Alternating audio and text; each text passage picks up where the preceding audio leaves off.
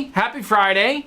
Welcome to Guitar Hunter Live on Friday, October 1st. It's October. And this is David. David lives in Harrisonburg.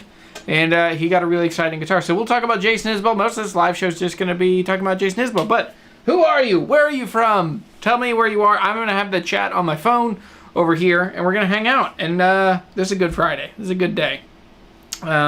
So, let me see. I see it live here. It's this weird inception. I'm watching ads. Anyway, I'll have the chat here. Get out of here, ad for TikTok. Unskippable. It's unskippable because we literally just push the button to make unskippable ads. But when you watch videos, in some strange way, money that is not your money comes to us, and that's really helpful. That's how we pay for Dylan. And I'm not paying David. I'm sorry. But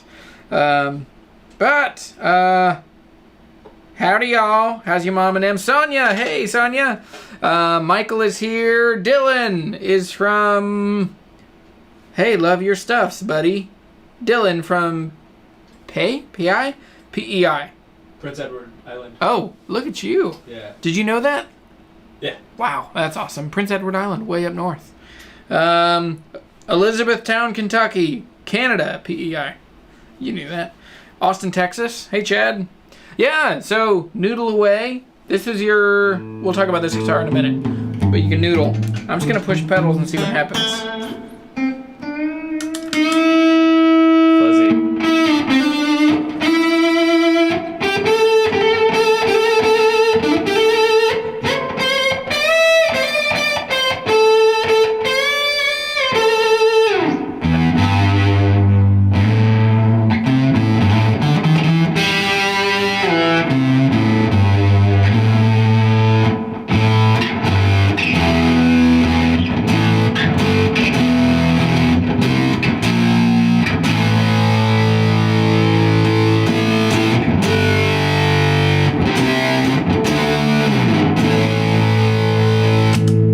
Dude, that sounds killer.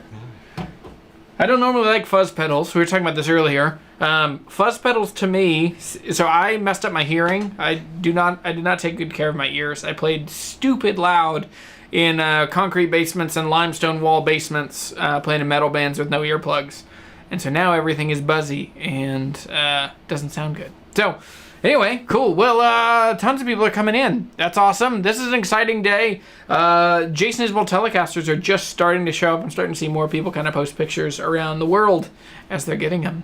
I really wanted one. I've loved Jason Isbell for a long time. And so first, let's introduce you. Who are you? What's your deal? I'm David, and I'm from Harrisonburg, Virginia. Hey, awesome. Yeah. And you're a really good guitar player. Aw. Yeah, so where do you play music now? And I play in the Bridgewater College Marching Band and for crew. cool. So Bridgewater College is Brethren school-ish? Kind of affiliated, but not Okay, officially. yeah. At one point, but yeah, so it's a small, oh right, we didn't turn off the AC. But, so Bridgewater is a small town just south of where we live, and it's a really good school, beautiful campus. You play there. We've got other friends that are connected in the jazz world. There seems like kind of a jazz contingent, which I know nothing about jazz. Yeah. But anyway, cool, man. And what's your setup so that people know what we're doing today? I got the EHX Octavix first in my signal chain. Can then I I have hold yeah. Got the Analog Man Beano Boost. I just got that from Elliot the other day. Okay. JHS Wait, there's 8. no power to that one. No, it's 9-volt battery. Oh, got it. That's a JHS Angry Charlie. It's Love the it. Mark 1 from 2009. Cool. That's broken. And the Keeley Hydra. Like Cool. what Ariel Posen has on his board. Yeah, I've heard about these. And This Ripper. is my favorite. I like this, and I like the 2. Yeah. This one is the 2. Okay. Oh, yeah. Okay, so the dotted 8th note, whatever, Yeah. Put that on. is my favorite. That bum, ba bum, bum, ba bum, ba bum, bum. This pedal does things like I have the X4 now because I love this pedal, and I didn't want to have 2 of these on my board, but with that I can do like the 3 setups. Yeah. And then you got a looper back here at the back. This is a cool setup. Sweet, and then all of that is going into the Tone Master Deluxe Reverb. So you're hearing it through the DI out. We are hearing it. We have a little bit of volume coming out here just so that when you play with reverb and delay, you don't just get lost. And but anyway, yeah, that's the setup now. Anything going on worth interacting with in the chat? San Sebastian, Florida, Pennsylvania, Asbury, New Jersey, Asbury Park. Springsteen. Mamanem, fine. That's Michael's thing. How's your mamanem? Which it's a Louisiana phrase. That okay. What pedal was that? That was the Octavix from Electro Harmonix. Yeah, I have the octave off right now. It's just on a really boosted fuzz. Yeah, super fuzzy. Kind of sounds like Fuzz Face.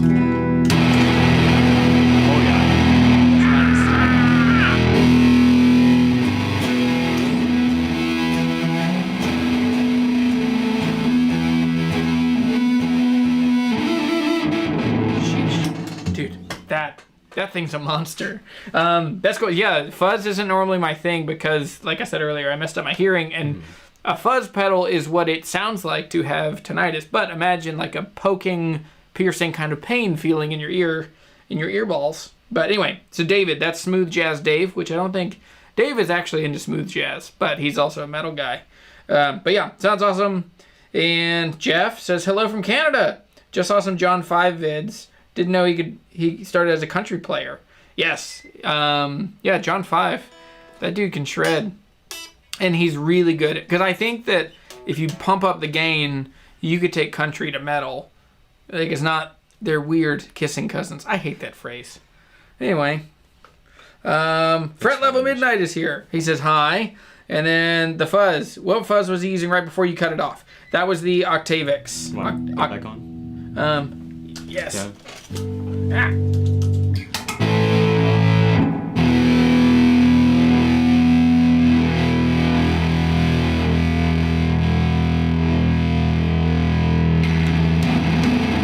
Gonna play it? What? Gonna play it? Sure.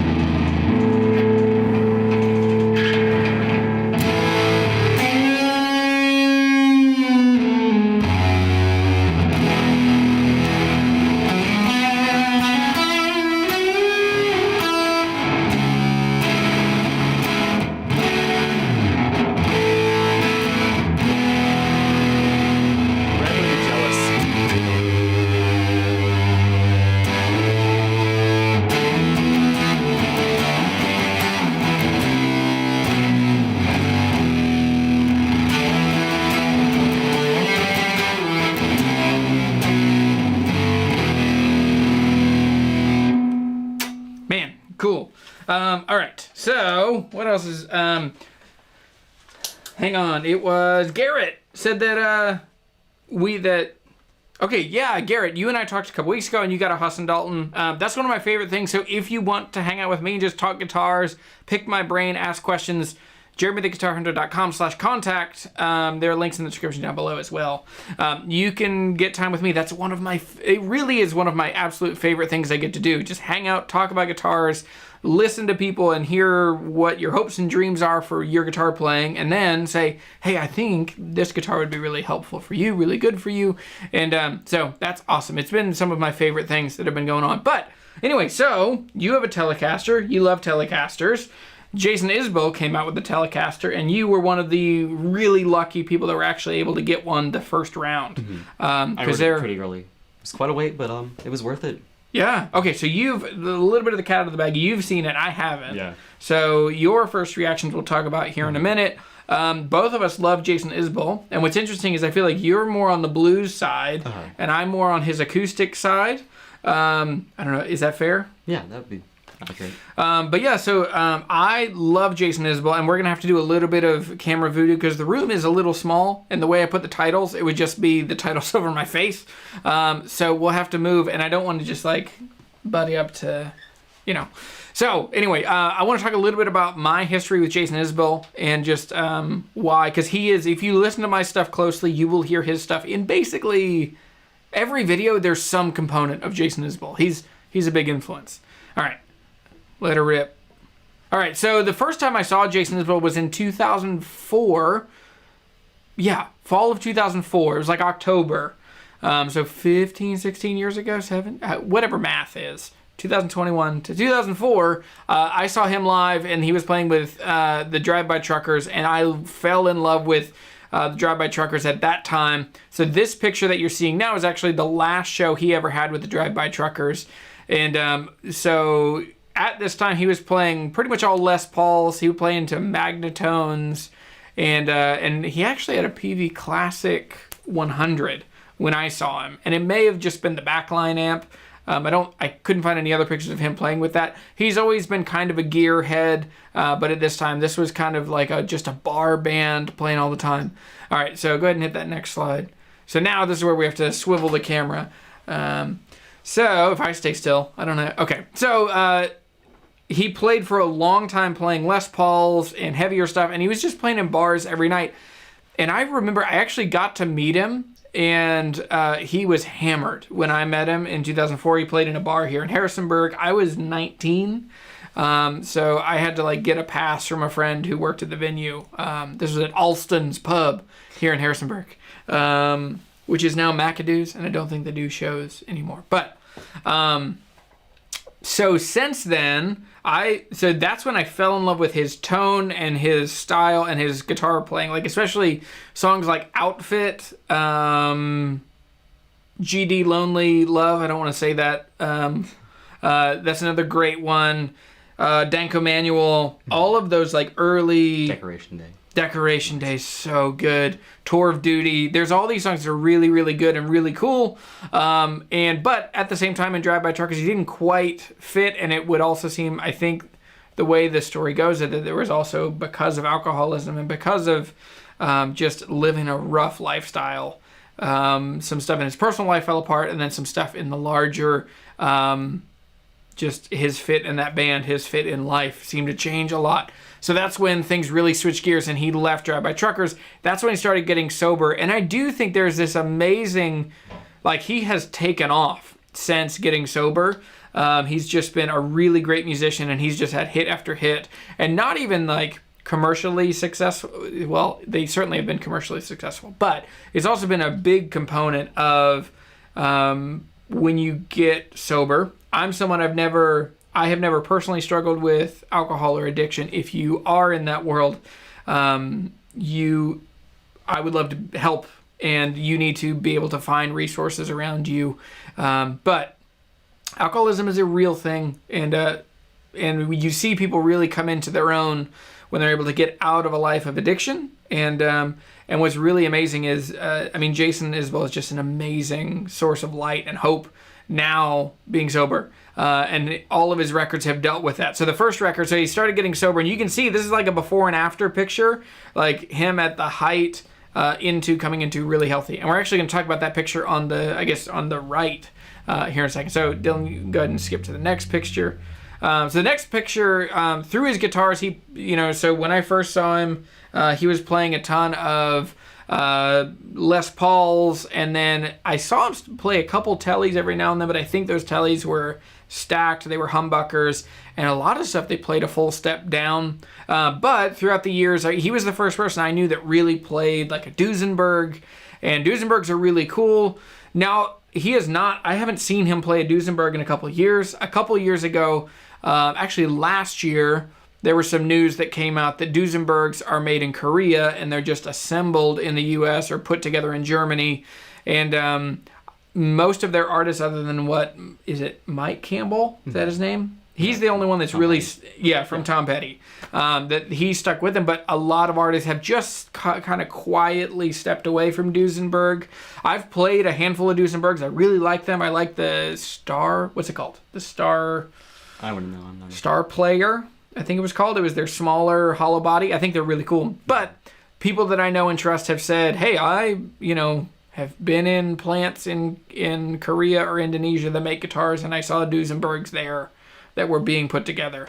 So anyway, I don't want to stir up controversy. Sure I do. I like an appropriate amount of controversy.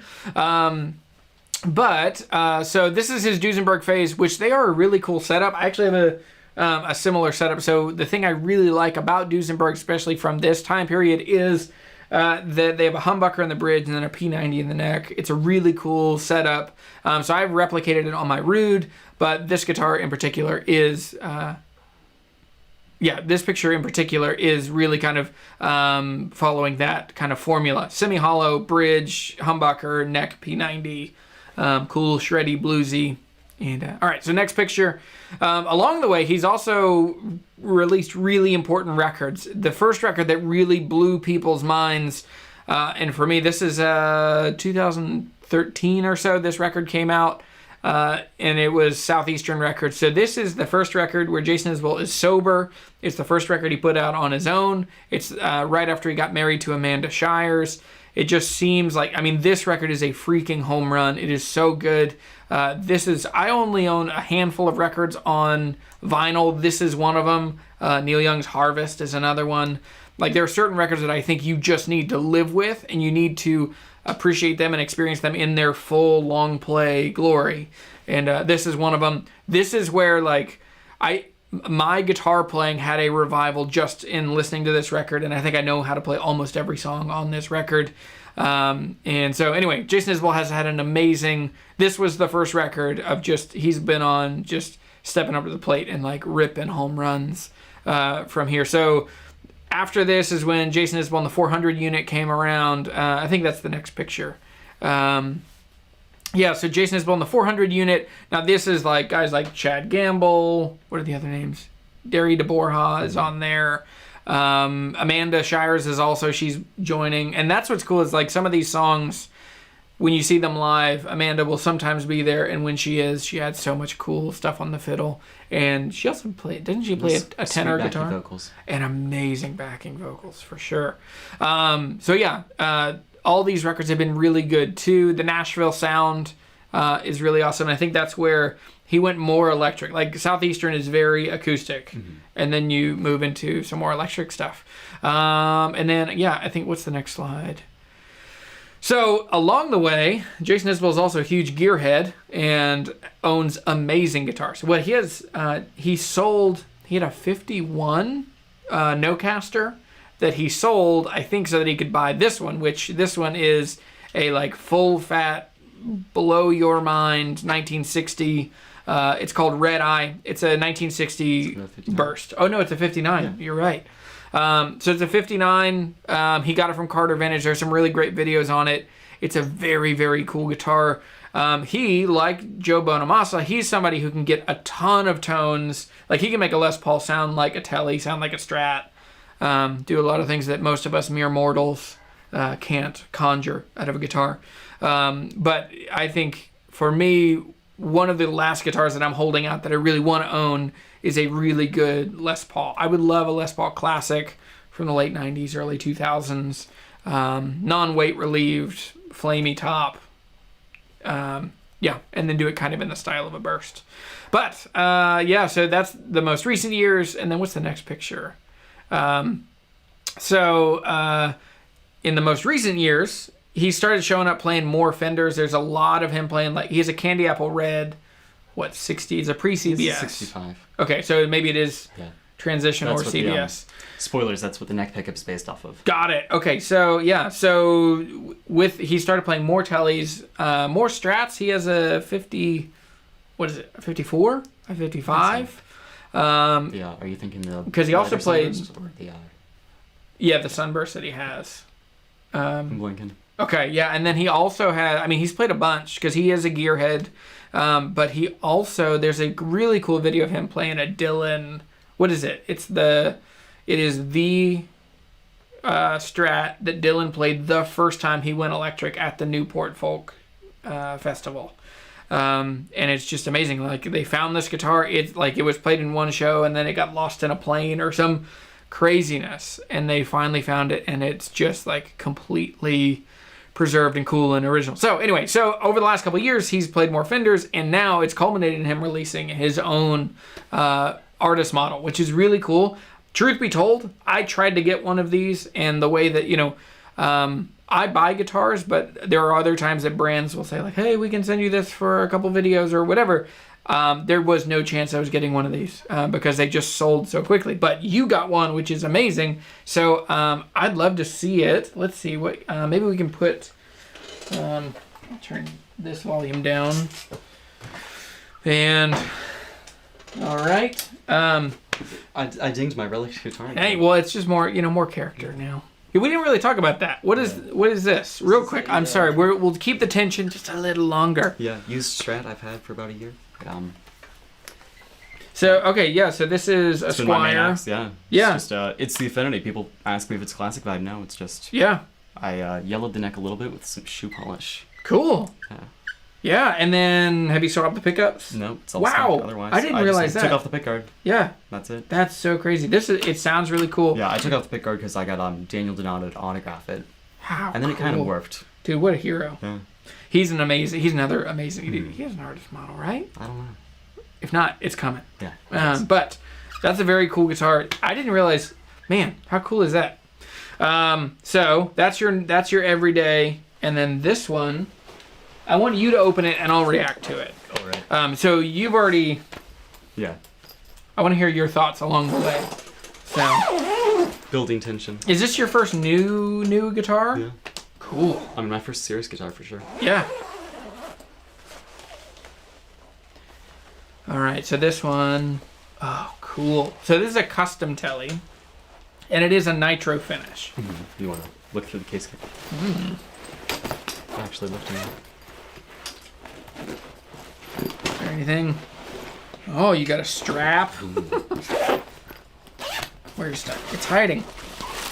There's something.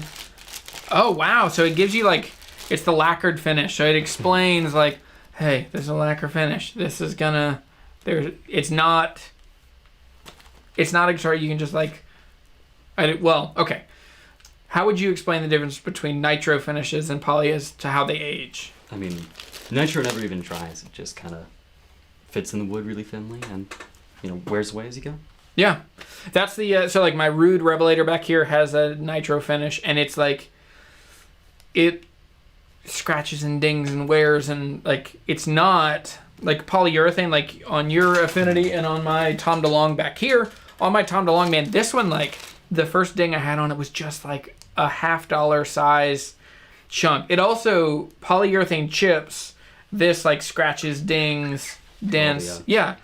And that's why normally it bugs me when Fender says we're doing this affordable relic guitar for Joe Strummer. They did a model of his in 2009, and it was polyurethane. They were all a kit, and so you could tell that they had a template where they would wear it, but they wore it like it was nitro, but it was a poly finish. So anyway, this is a proper full-blown nitro. So this guitar is what, $14.99, $15.49? Yeah. And so that's a lot of money because this is made in Mexico, which at first that's been confusing to me. I think this is no offense, I think this is the most expensive Mexican that they've sold. Yeah. But let's keep looking through it. So nitro finish, it's a Tele Deluxe. There's some really pretty checking up here. Oh wow, there's already some checking. Yeah. That's cool. I also love the there's a tiny bit of flame right here. Yeah, Don't know cool. if you want to hold it up. Yeah. And a black light. Oh, there definitely is some flame. That is cool. It's a 3-piece top. Yep. Yeah. 3-piece top, has the white indicator.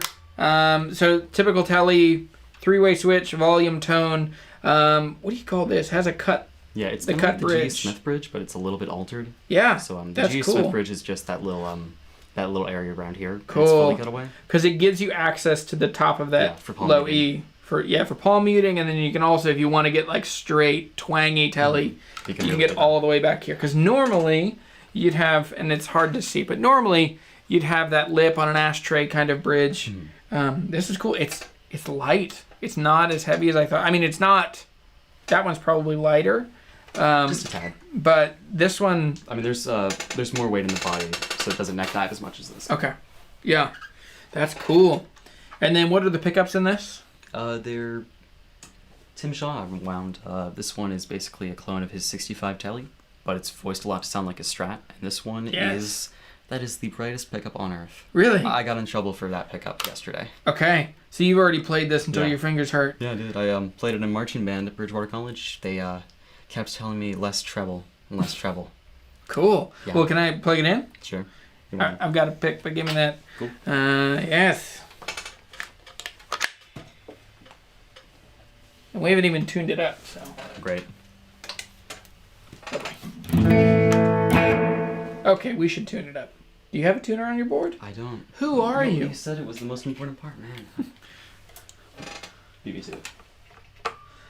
All right.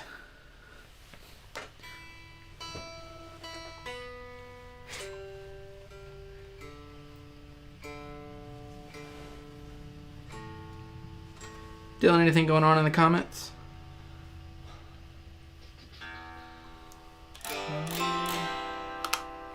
People talking about ice cream. You know. Front Level Midnight says he adores his Duesenberg Les trim. Oh, cool. On his Dean Cadillac.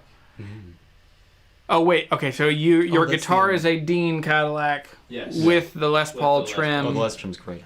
Yeah. Those are cool. I tried that. Which that's, I mean, my understanding is that Duesenberg really kind of started out as like parts, and then they just kind of made guitars back behind them. They have an amazing vibe. They're like super Art Deco and cool. I just don't know because, the problem is, are they a $3,500 guitar?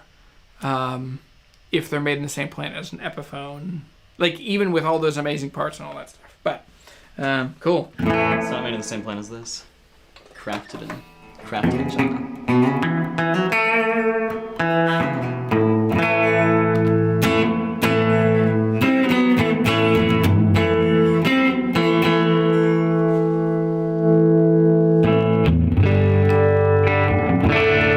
Whoa.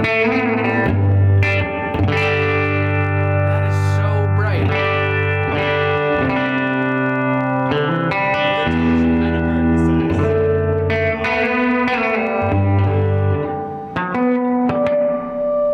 You should do the headstock vibrato.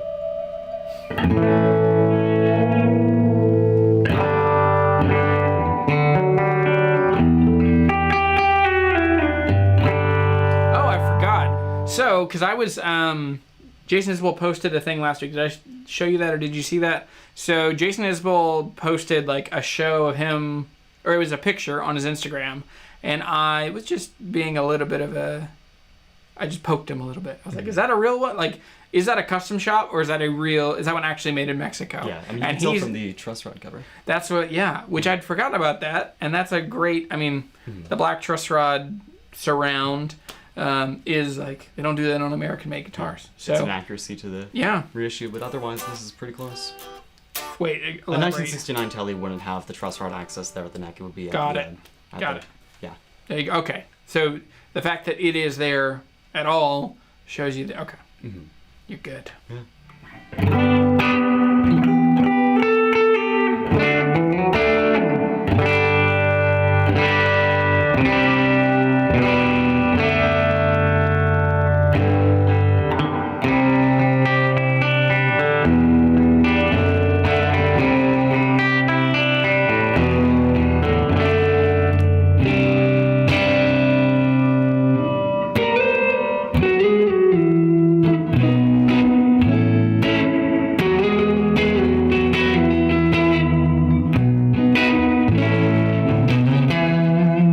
That's a super stratty neck pickup.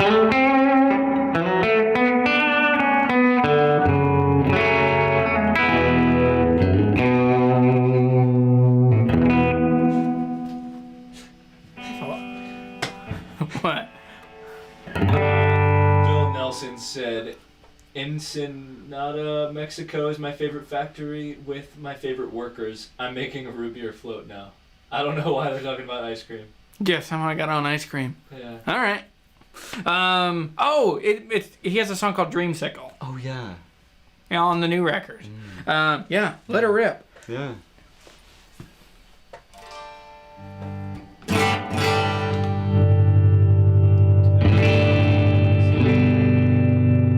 Too much reverb. Too much reverb. Yeah. Oh, it's on here.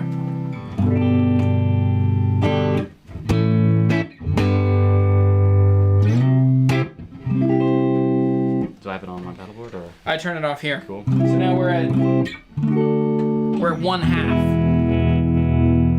Want to try the Angry Charlie? Angry Charlie. Is Ryan watching? Probably not.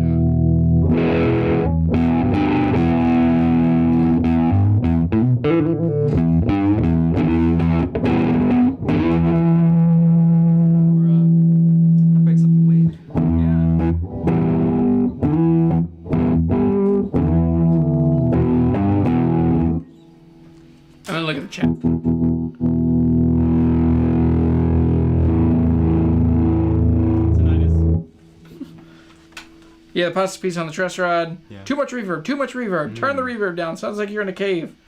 Not enough reverb, David says. Let's get weird with it. Yeah. Um, Why don't we turn on the broken chorus pedal? No. Do you want to, actually? Yeah, it'll actually, it kind of makes it, show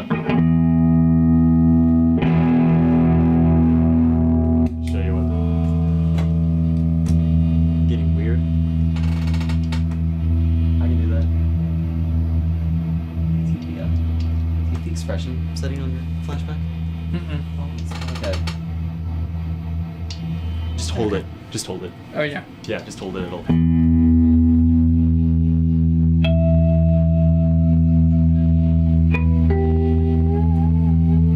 Copyright. Cool. Yeah. Let me play something. Oh, yes. Yeah, all the delay. Hang on. So I love this pedal. Can I mess it? Yeah, you can. Okay. Yeah. So we'll go down at eighth notes.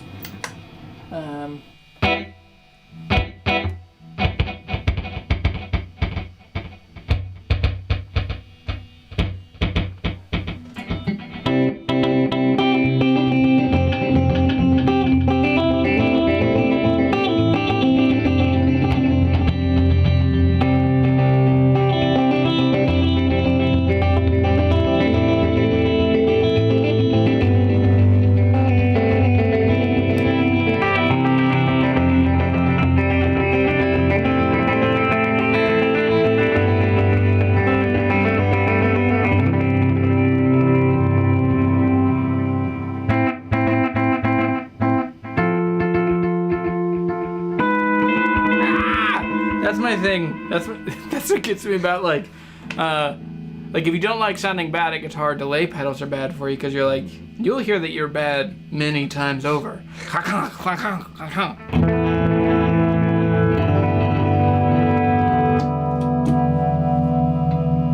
Nope. Hold on.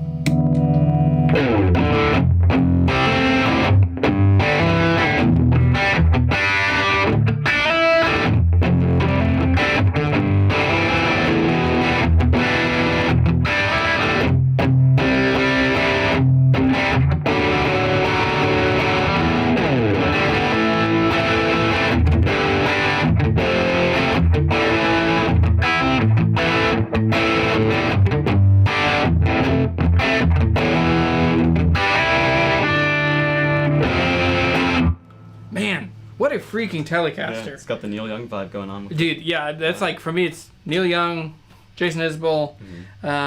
It's cool, and the neck is super stratty. So my first reactions as I think about this, I like the finish a lot more in person than I did when I just saw pictures on the internet, because it's called Chocolate Burst. It's way less brown than I expected. But exactly. Because I was afraid of it being like 70s mocha. Because that's just not my thing. But I like the black guard. At first I was like, oh, like a parchment or a white guard would have been cooler, but black guard is cool. It has some 60s vibes. I love the binding. You gotta show the, I'm gonna get that as a tattoo, I think. Oh, I think he's got that as a tattoo. Yeah, he does. That'd be cool. So it's got Jason Isbell's logo, which on his, he has a signature Martin as well. It's kind of a reference to Stockholm. Okay. Yeah. Stockholm, the record, Stockholm, the song. The place. Off of Southeastern. Yeah. I'm trying to remember. It's like a, I've never actually looked too closely at it. It's a bird and an anchor. And an anchor. Yeah. Okay. Cool. I'd dig it. I'd be Ships super. in the harbor, birds on the bluff, don't move an inch when the anchor goes up. Yep.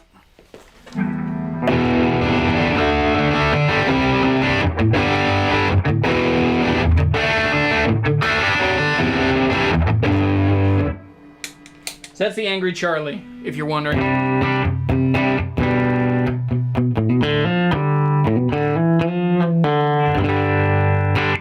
Cool.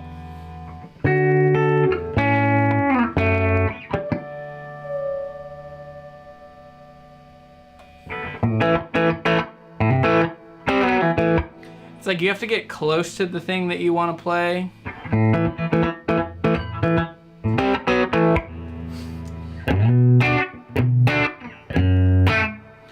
Man, it's cool. I want to compare. Can we compare it to my Pink Paisley? Sure. So, You got the prettiest wear around your pick guard.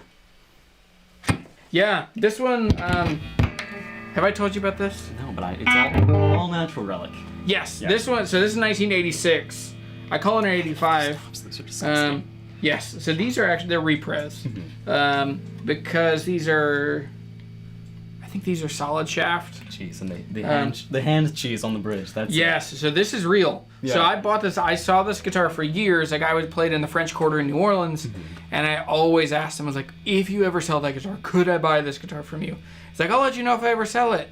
And I came back like 6 months later, and he was playing a 330. It's like, oh, hey, whoa, where's your telly? He's like, oh, I sold it. It's like, you told me you would. So then I went into this like frantic mission to figure out where this guitar went. And it showed up with a friend who buys and sells a bunch of guitars in Baton Rouge. And I called him. I was like, Fogel, I have to own this. He's like, all right, but it's not going to be cheap.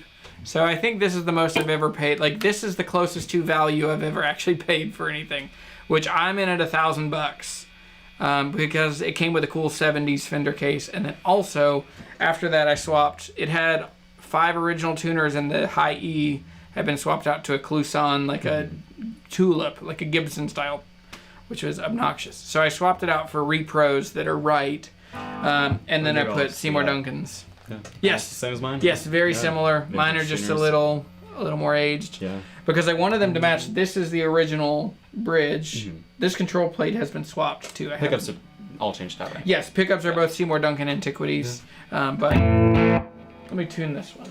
Right. All right, Dylan.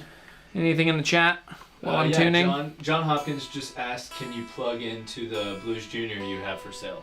Is it tucked away right now? It's tucked in and it's loud. The way we have this set up, we're running DI from the Tone Master. But how would it sound in your opinion from a Blues Junior?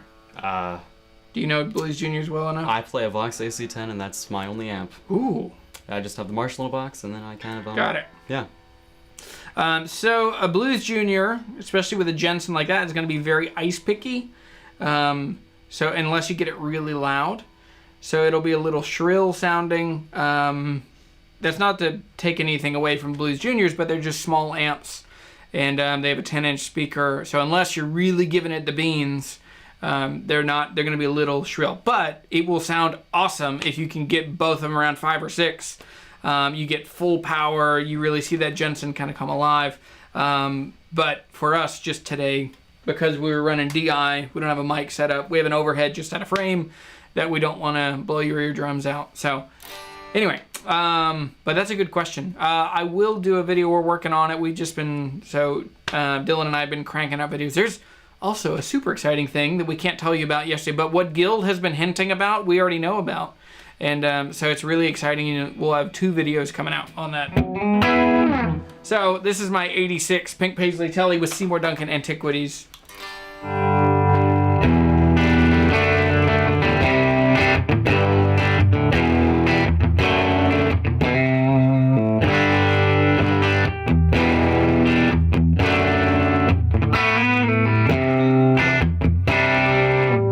right, quick, let me switch.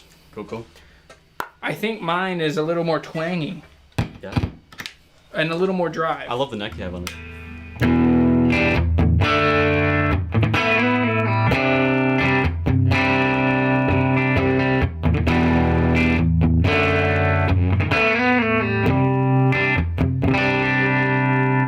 Man, okay. What did you hear different there?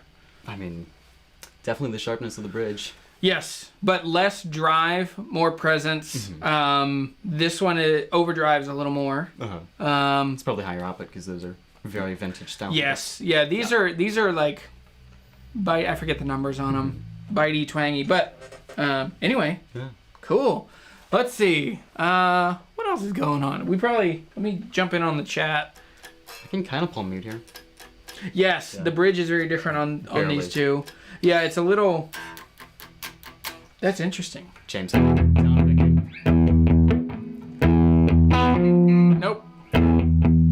Oh, it's been so long. Just go to drop D. Got it.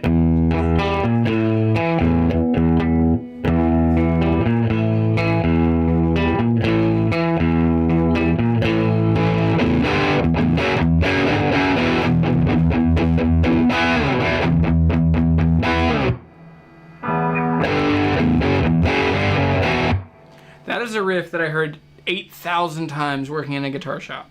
And it's fun. But yeah, I also think the other one is... No, wait.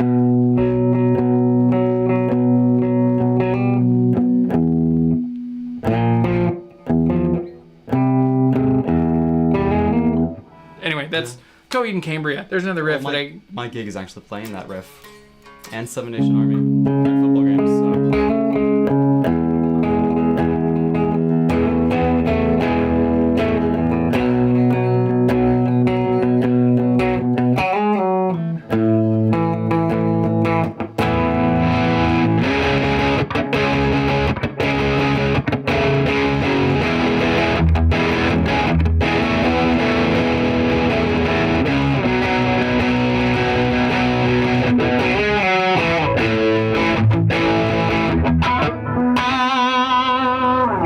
Man, this is cool. So what I like about it, the big thing that hits me is like it is vintage, like, but it's made in Mexico. I think that's the.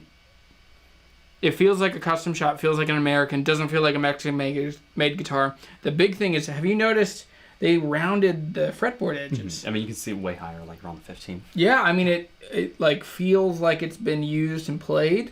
It's rounded over. There's no sharp angles. It feels like an old guitar. It is cool.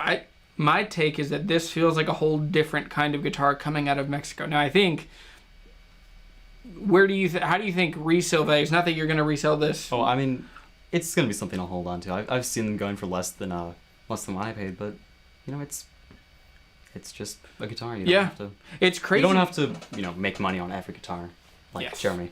Yeah, I have a problem. I only buy guitars I can make money on. But what's really cool about this is it's really impressive. Like, and Fender's been very kind to me, very gracious to me, but I always try to keep my actual opinions. So like, dollar for dollar, this guitar and that guitar, the American Professional 2 Strat, are the same price. Made in the US, comes with a hard case. Made in Mexico comes with a gig bag, but comes with cool pickups. Has cool pickups, but it's really interesting. The gig bag. If it were me, I would probably just buy a case. Like that probably would be. What's your thought on that? I mean, I wouldn't get a hard shell case. I just don't really have a use for them. Yes. Unless I'm flying. Yeah, because you play in college in a marching band, so a gig bag makes more sense for you. Just one with 2 backpack straps and I'll be set. Man, those mono bags are so good. Yeah. I was thinking, because I felt the crunch yesterday. I was going to play music at church, and it was just like, oh man, I'm carrying 2 instruments. I wish there was a better way. Instead of like, I had 3 things with handles that are like hard boxes: guitar case, mandolin case, and a pedal board. And I just wish that there was a better way, some shoulder straps. But dude, this is super cool. Thanks for letting me see this. Yeah, anytime. It's a very cool guitar. You should be super excited. It feels super capable. It's surprisingly diverse. So stratty. Yeah. And like not overdriving and bitey. Yeah. Cool, man. Well, let me jump in the chat and see what else people are saying. You can play that, or you can put it back here if you want. I have sweat through my sweatshirt, boys and girls. We're in a man cave. We are kind of in a man cave. This is a garage. There's a really cool series of videos that you can find on my channel, how we turned this space from just a place for spiders and snakes. It used to be a chainsaw repair shop. And but over the last couple months, we turned it into a really cool studio. And David says never enough reverb. We already talked about that. Patrick Ladendecker. Ladendecker. I'm sorry, every week I'm going to just struggle through your name, Patrick. Says, this is more fun than pretending to work on a Friday afternoon. Yeah, this is kind of my job. So that's pretty awesome. Yes, we're in a man cave. Man, that's nice. This Friday live passes the vibe check 100%. Thanks, David. This one's for you, buddy. Means a lot. It does. Yeah. This is a cool guitar, and and it works really well with your pedal board. So you normally run this into a Vox AC10. Yeah. Gain on like 1, volume on 10. Okay, so you're like a loud, clean guy. Yeah. And then that's spice just it my up. basis for all the overdrives. Okay, I'm run an amp just like this full power at like 5.5 or 6 is where I live. And then same thing, like my pedal board, I just like, I start where I like it and then I add to it. But yeah, that's cool. I love just like the philosophy of how you set up your stuff. Because some guys love like Rhett with his Pearl City Port, Port City Pearl. Yeah. He runs his like super Edge of clean, and and then like, that's cool. Clean 86 paces go for $2,000 now. What? Don't tell me that, because I don't actually. My wife has told me I'm not allowed to sell this guitar. So, of all the guitars that I have, she's only said that about 2. Which it's, these 2 guitars. Which I would never sell this one, because this was my absolute first electric guitar. That's not true. I had a couple guitars before this, but this is the first one that I bought with my own money. And it's been with me through thick and thin. And it is really cool. Like, I have cool memories with my kids playing, like, when my oldest kids were like babies, they would like play and climb on this one. I came in yesterday and my little boy is standing on this one, so little maniac. But anyway, do you need a custom studio cabinet made from curly maple or walnut? Yes, I do. It's a very small space. It's like 17 feet by 10 feet, so it's pretty small. There are 3 of us in here, and we turn off the air conditioner for. But I love well-made furniture. That's still kind of my hobby and passion outside of, if I wasn't doing guitar stuff, I would do a lot more woodworking stuff. That's a good hobby. And this thing is just so cool. This is one of my favorite things we have in here. But yes, any other questions, comments, slanderous remarks? Oh, right. I forgot about this one. It's across the screen. Put that graphic up. Dang. We did get a Telecaster. It's pretty big. So can you? Yeah, I can. Yeah. Let's see. Right. Yeah. Oh yeah, this is the content. No, I can play behind my back, right? This is the content you came no, in I'm for. from the back, right? There we go. Ah, yes. Yeah. Darn it. It's so hard to coordinate. Anyway, Do I first play the so this is the Jason. This has been the Jason Isbell's Telecaster. You can turn it off now. I'm playing the glare. Oh, that glare! That thing's. Yeah. Oh gosh. We want to talk about a guitar that just sounds jazzy and bluesy. No, put that thing away. It's not worth it. People got grumpy about that video this week. If you saw that video of me, like, Dylan and I are trying to figure out, like, I have emails beating down the door from these companies saying, like, where's the review? You owe us a review. We sent you these guitars. I was like, these guitars are turds. Like, they're fine. Whatever. So we figured out a way to do them in a way that wasn't weird. But if you're trying to find the right guitar, and this is how we'll land the ship, land the plane. Spaceships fly. I always say land. When you're landing a boat, that's a bad idea. Anyway, let's land the plane. That phrase right. Okay, so this week is really cool. Sweetwater, I've been working with Sweetwater, and it's actually really cool how it all worked out. So my shop officially went live with Sweetwater.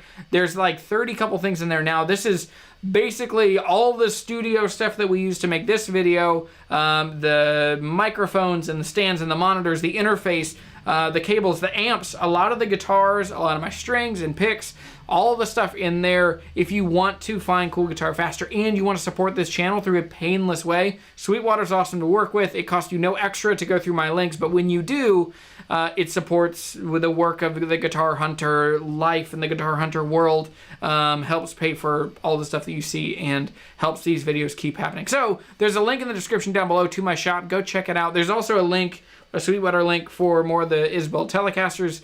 I talked to the guys at Sweetwater. They do have more. They're expecting some at the middle of November, but who knows? Life is changing and life is different. But there's other stuff going on. I think there's another slide here. The next thing coming up is there's another batch of coffee is coming. So we do the coffee in small batches. So if you ever get it and it takes a couple days, it's because we're usually waiting for more beans to come from the roaster directly. So more coffee will be here on Monday. And so if you buy this weekend, we'll ship it first thing Monday, maybe Tuesday morning, depending on when they get done with the roast. But that's an easy way to support the channel. It's delicious coffee. I drink it every day.